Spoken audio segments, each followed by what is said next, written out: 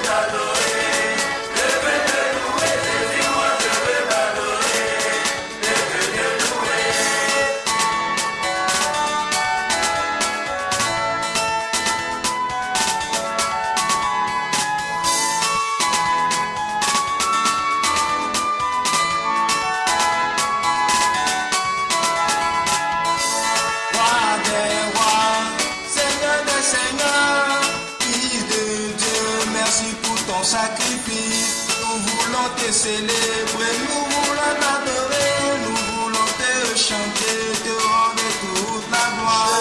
Moi je veux te louer, je veux te célébrer, tu es toute adoration, pas sauveur des nations. Moi je veux te louer, moi je veux t'adorer, pour tous tes bienfaits. Merci Seigneur.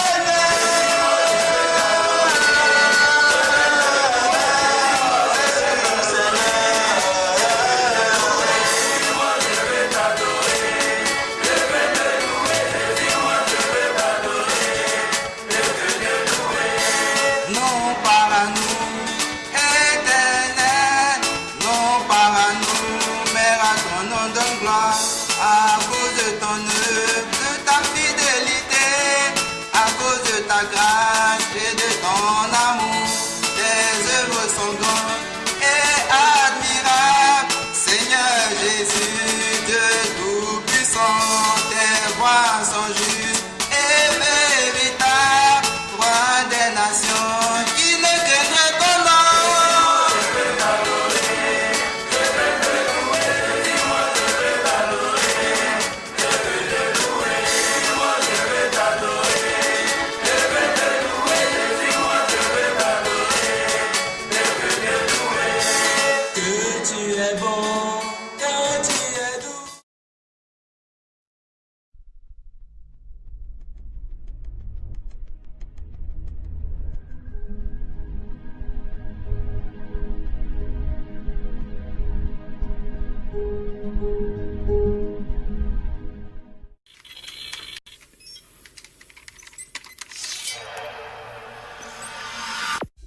Puisque l'approche scientifique ne permet pas de trancher la question, il faut se tourner vers d'autres indices pour trouver la réponse. Le premier signe est en rapport avec la Bible. Pour beaucoup de gens, ce best-seller mondial numéro 1 est juste un livre religieux parmi d'autres. Pourtant, ceux qui prennent la peine de le lire se rendent assez vite compte d'une caractéristique surprenante. Son unité, sa cohérence. Bien que sa rédaction ait demandé 1500 ans, elle nous dévoile un propos cohérent qui s'est construit progressivement au cours des siècles et qui apparaît au final comme un édifice impeccable, majestueux, et qui dépasse totalement ceux qui l'ont construit.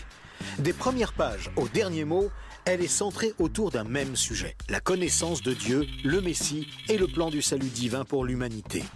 Pour celui qui ne connaît rien à la Bible, cette affirmation peut paraître un peu fumeuse.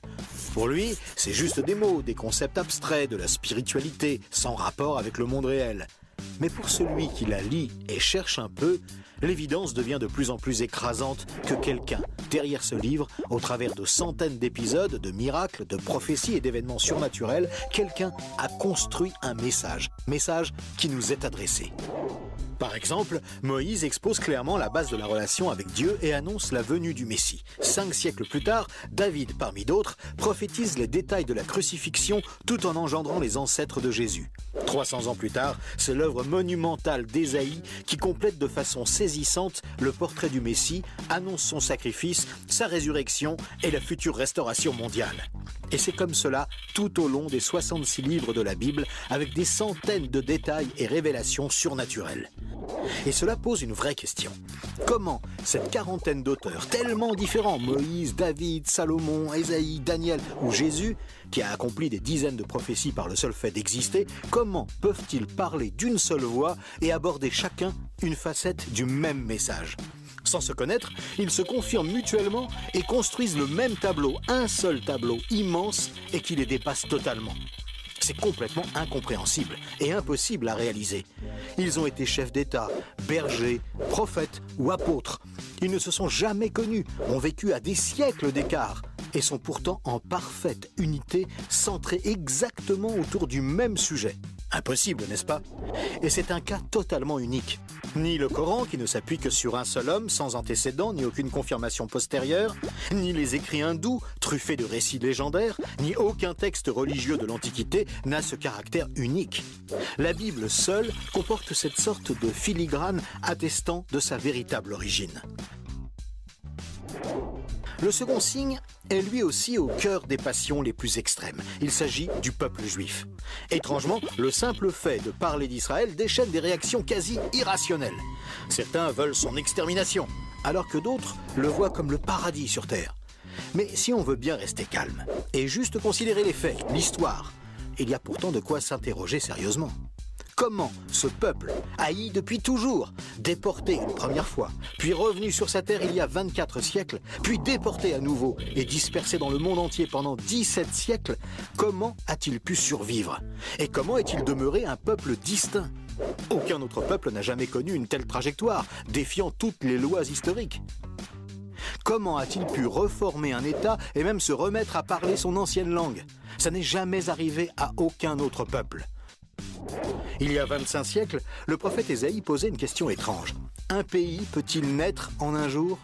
Ça ne s'est jamais produit, sauf pour la nation d'Israël, qui est née en un seul jour, le 15 mai 1948. Et cela, à peine 3 ans après la fin de la guerre et la solution finale mise sur pied par Hitler pour les exterminer. Et ce n'est pas tout.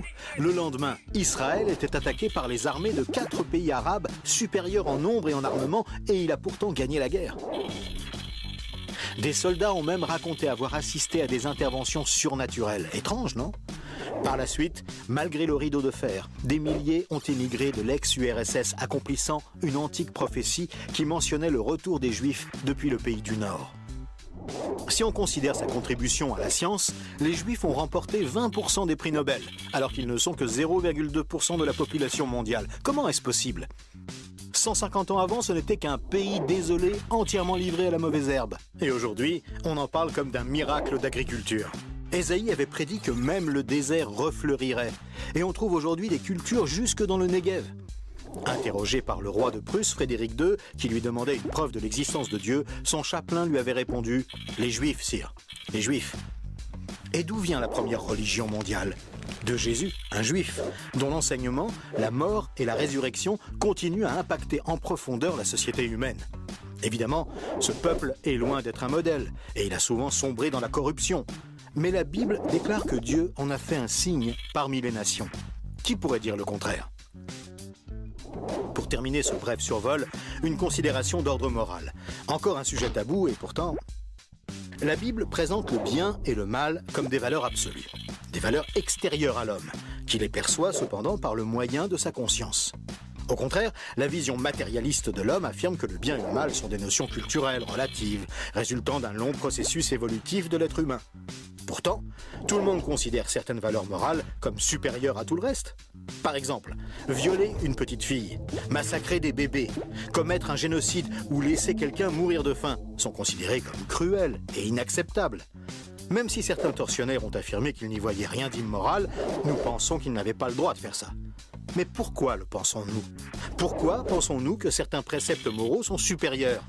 D'où vient ce sentiment qu'il existe, en dehors de nous, des normes morales supérieures, des normes indépendantes de nous, puisque nous nous sentons nous-mêmes jugés par ces exigences morales? Étrange, non? Nous avons parfaitement conscience d'être imparfaits. Nous pensons que l'humanité est détraquée, mais par rapport à quoi?